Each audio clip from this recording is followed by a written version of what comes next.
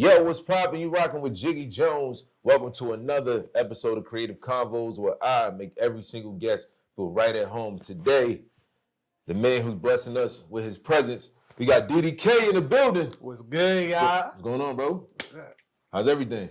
Doing good, man. Just took the train in, the Amtrak. It was a long-ass train, but I'm feeling good, man. I believe it. I believe it. So, you're in New York for a little minute. What you got planned on? Good press runs. Doing some interviews, some dope like this. Okay. It's my first one, so where wherever it is right now, man. We're going to set the tone. Yeah, got to set the tone. It's going to be a beautiful experience. No, for sure. Now, for the people who don't know who DDK is, let's start off for where you from? I'm from Maryland. Okay, what part of Maryland? Because I know I be talking to some people. I got some homies from Maryland. I be like, "Yo, you from DMV?" They like, "Nah, I'm not from DMV. I'm from this city," or "Nah, I'm from this city." So there's a big disconnect. It's funny because I was talking about this earlier. Yeah. So Baltimore is in Maryland, facts. But when you say you're from Maryland or the DMV, it's not there. Baltimore and the DMV are two completely separate things. Mm-hmm. So right now, I'm staying down in Southern Maryland. I'm closer to Branch Avenue on the Green Line. People from the DMV know what that is. Mm-hmm. But I've always lived out that part. I've lived in Southeast DC. I've grown up in that whole area of the DMV. So yeah. No, for sure. And growing up, as far as like music wise, what's the music scene around your area as you growing up that probably like catapulted you to doing what you do now? So when I was growing up in the DMV, the first one I saw was Wale.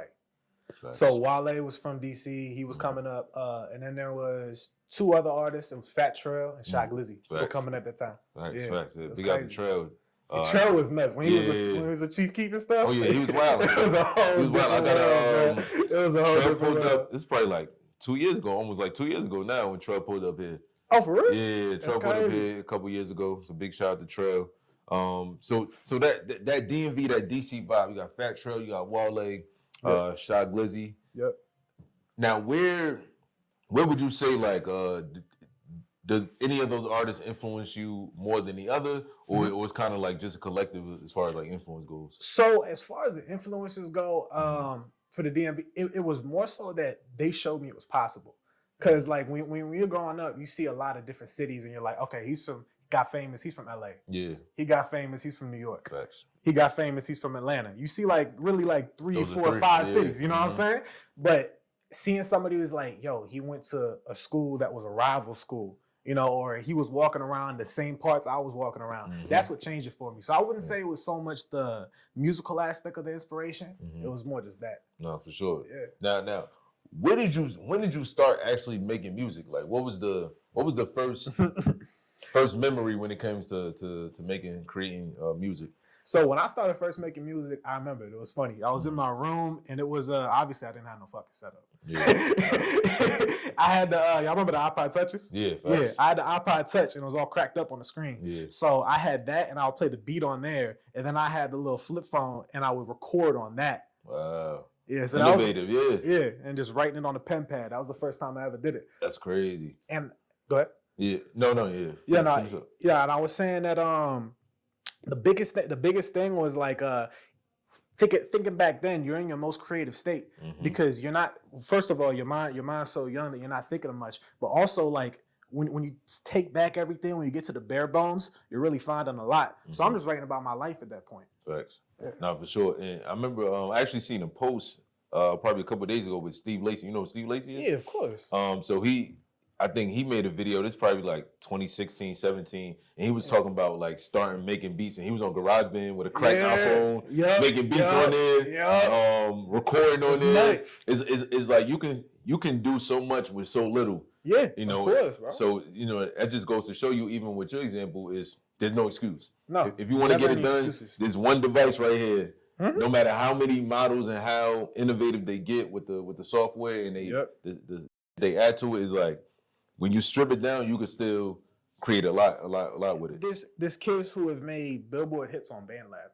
Facts. With the headphones. Literally.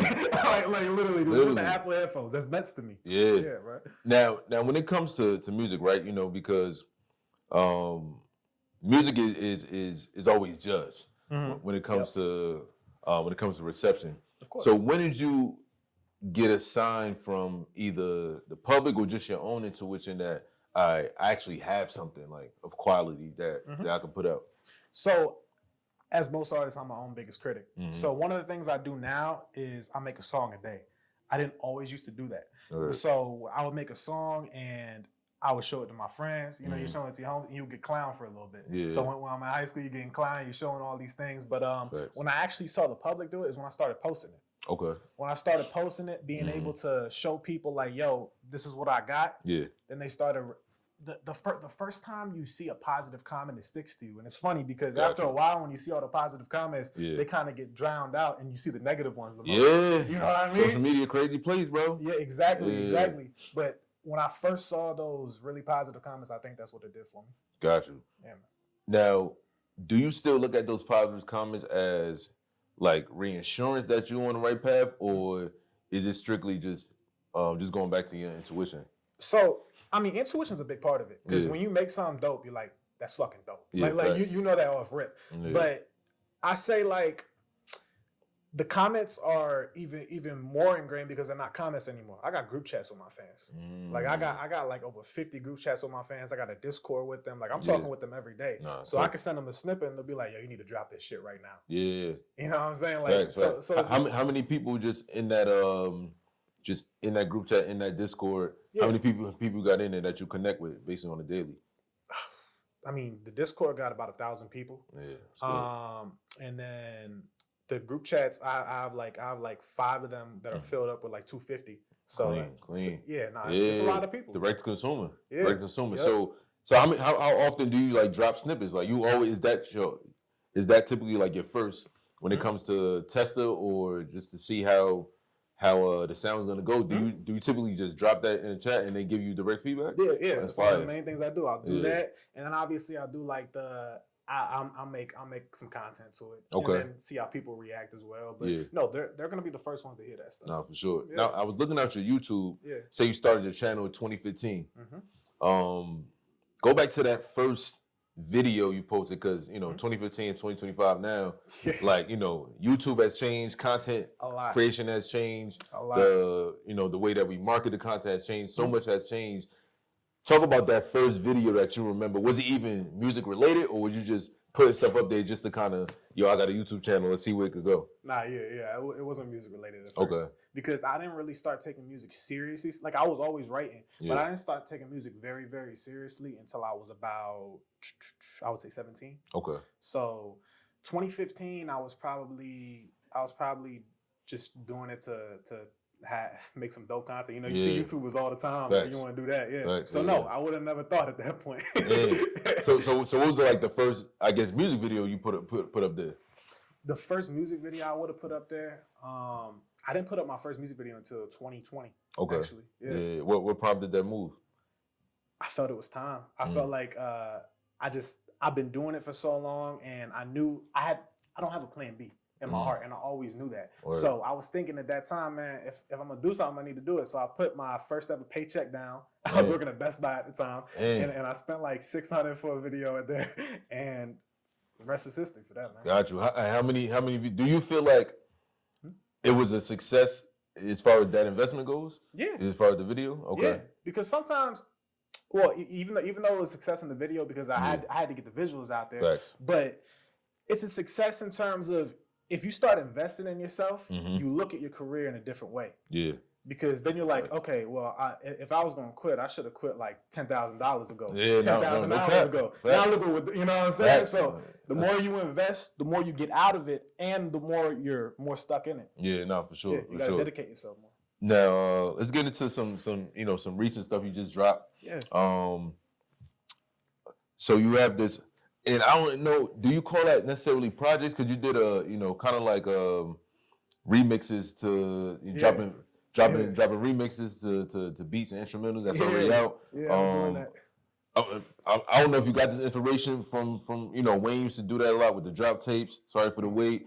Is that what you got that information from? Okay, got you. Now with Wayne, right? Yeah. Where does he fall just as far as like your inspiration goes? Like, I love Wayne, man. He was one of the, like, I've said this before, but like Wayne and Ye were like the first rappers that made me fall in love with rap. Like those are the first ones I heard as a kid, and I really fell in love with it. So Wayne's up there for sure. Yeah, he's one of my biggest influences. So you taking a page out of Wayne book. Yep. Dropping this now. The project is one of them called Helium. One of them called Helium. One of them called Helium. So you got Sky's the Limit. Yeah. Obviously, you know that's one of the joints he body. Yeah. Probably in the sky, flying with the fishes. Probably in the ocean, swimming with the pigeons. My world is different. Like the Wayne. And if you want trouble, you know what's the same thing. You know what I mean? You got to bring it back to the drum days now. Why? First of all, why the title Helium? Like, what is that? You know, I see you play with the periodic table a lot. So why Helium as a title? It's the coldest element. I don't want to come with the coldest shit first. And that's the real thing. I always loved thematic mixtapes. Okay. Like and just going in sequences like that. So I'm gonna pick Helium. Yeah. Now I'm pick all these different things. Why am I coming with it? How you feel about it? You know what I mean? Yeah, I feel like based on the reception, you going they're going to feel you now. You got this quote. Yeah. And God got me up late. Yep. And you say, you want a God's soldiers, the whole world about to be saved by these lyrics from DDK. Mm-hmm. What does that exactly mean when it comes to, I know it's a clever wordplay, but what does that exactly mean? So, obviously I'm very close with God. I'm very close with God. That's a big thing for me. I look at myself as a martyr with the music in terms of, this whole world is about to be saved with these lyrics from DDK because I'm doing this for the younger version of me. Gotcha. And not only am I doing it for the younger version of me, I'm doing it for the kids like me. Yeah. So when I say the whole world's about to be saved, I know there's a bunch of 13 to 16-year-old kids that are feeling lost right now. Mm-hmm. I'm here to guide them. Yeah. Because I don't feel like there's a lot of people who can. Gotcha. And I'm trying to guide them through the music. Gotcha. Okay. Yeah. Now, which one of your songs, as far as like, because you know you speak about that motivation, especially for the youth, that guidance that they need. Mm-hmm. Which one of your songs that you feel like is a go-to when it comes to that theme? God Got Me is a good one. Mm-hmm. God Got Me or Up Late Up Early are probably the two because it's you can feel the hunger, and that's one of my favorite things in music. When you can feel the hunger, you know where they're coming from. Oh, for sure. So, and that's what I would say when I'm trying to give them motivation. Gotcha. Now, if it was on another end, I got a joint called Old Days. Okay. And Old Days is getting more into my my feelings, connecting with that. So if someone's going through a lot of stuff, that's the type of song to listen to as well. No, for sure. Now you got another tape, another periodic table element. Yeah. Tungsten. I've never heard, I fell asleep in every science class I was ever in. So as far as periodic tables, I probably passed that test one time and that was it. There you go. I never looked back. Now, break Tungsten down. Why that title? You're gonna laugh. It's the hottest element. Hot, cold, got you. Yeah. Makes sense. Yeah. Now, a couple joints on there. You got Sticky. Mm-hmm. You got TV Off. Mm-hmm. Two joints that Tyler the Creative for Sticky and Kendrick Lamar with TV Off. Yep. Why both of those beats? Because those are both big songs that drop at the end of 2024. So with the periodic tables, I like to do something. I like to do 2 that are right now and 2 that are from the past. Got you. That's what I like to do with these periodic table joints. Got you. So that's the whole reason I went with those 2. Yeah. And those beats are crazy. That's a fact. Those beats are crazy. Do you feel like you did both of them justice? Of course. Got you. I wouldn't put it out if I didn't. Got you. Who do you have with you when it comes to just the creative process? Because and even God got me up late up early. You shout out Benz, Rick, T, Benny. Like who are those guys to you? Are they part of the creative process or those just the homies from back home? So those are my homies from Jacksonville. I spent a lot of time in Jacksonville as well. Benz, Florida? Yeah. Okay. Yeah, Benz is my videographer, and Benny, they're all a part of my. I actually got a tattoo right here. It's called a collective's called The End Is Near. Got you. So those are the boys in the collective. Yeah. As far as the process, I'm recording at home, and I'm sending it to a dude in India right now. Okay. That's crazy. That's my boy Basu. Okay. Basu. Is that your engineer? Yeah, that's my engineer. That's my engineer. Basu is nuts with it. Shout out to him. I got a cover artist. We just call him Art. Word. Shout out to Art. Shout out to Art, making art. Yeah. Okay. Team is tight knit. Yeah. Now I know you said you have people that are assigned to different parts of the output. You know, you got the cover art, you got the videographer who's making the content. Yeah. Now when it comes to just creating, is anybody giving you input outside of your own? In terms of like when I'm making it, no. Yeah. Okay. No, I'm writing and recording everything on the spot because I'm doing it every day. Okay, gotcha. So it's more of a discipline practice for me. Got you. So when I'm doing it, whatever I'm feeling in that day goes on to that song, whatever it becomes. Yeah, no, for sure. Now, if someone said, "Yo, I've never heard of DDK. I'm trying to get to know his vibe, his music. Yeah. What are 3 songs that they can put on their DSPs and be like, yo, bump this, and you're gonna know exactly what DDK. And after you bump this, you're gonna fuck with them heavy. Okay. Hallmark, because you can play that shit in the whip. Old Days, because it's gonna touch your soul. Yeah. And then I would say the third one always gets you. The third one always gets you. You got the shit that you bump in the whip, shit that touch your soul. And then third one I would say is a classic. It's called Is It Real? Okay. That's the first song I ever made on a soul sample. That's just something you could chill vibe out to. Yeah. So probably roll something up. Yeah. Yep. Got you. It's that type of time. So say the title of those songs again. Is It Real? Hallmark and Old Days. Old Days, Is It Real? Hallmark. Yep. Got you. So you could bump in the whip. Yep. You could roll something up and chill to. Yep. And something that's gonna touch your soul. Yep. I think you cover those 3. I think people definitely gonna gravitate to it. Because when it comes to music, right? Yeah.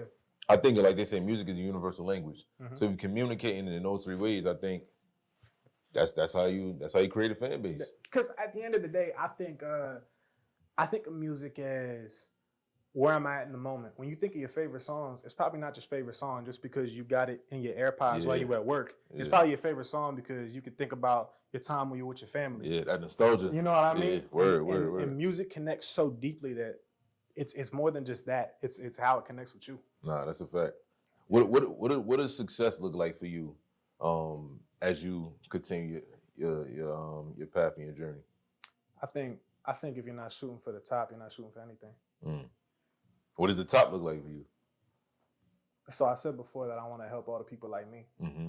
I can't do that without being number one. What does number 1 look like for you? Number 1 looks like number one streaming artist, number 1 on the billboards, number 1 doing everything. And it's not just to be there and say I'm number 1. It's because I really need to help these motherfuckers who are just like me. Because I remember being that kid. I remember being that kid in the hospital. I remember being that kid not seeing my mom and dad. I was raised with my grandparents. So everyone was going through that. I want to make sure I can help them through the music. No, for sure. Yeah. Now, are you active in any way when it comes to just like community work? I want to be. Okay. I want to be. No, for sure.